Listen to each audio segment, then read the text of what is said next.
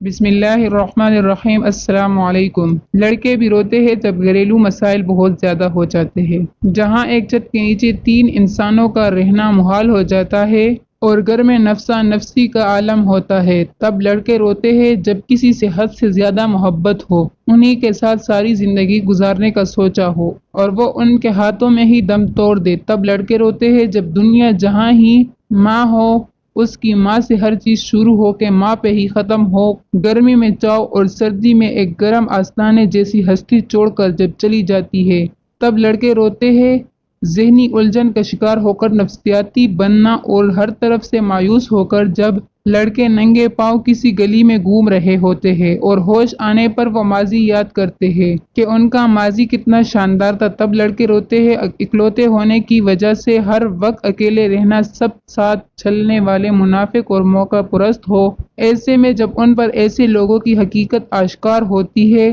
تب لڑکے روتے ہیں۔ سالوں بعد کسی کا زندگی میں آنا، ان کی وجہ سے موو آن کرنا، خواب دیکھنا اور ان خوابوں کی تکمیل کے لیے اپنے ہی لوگوں کو ناراض کرنے کے بعد جب وہی انسان دھوکہ دے جائے، خواب ٹوٹ جائے، زندگی ویران سی ہو جائے، اپنے من پسند انسان کو کسی اور کے ساتھ دیکھنے کے بعد لڑکے روتے ہیں۔ جی ہاں، لڑکے بھی روتے ہیں، لڑکے بھی انسان ہی ہوتے ہیں۔ خدا حافظ۔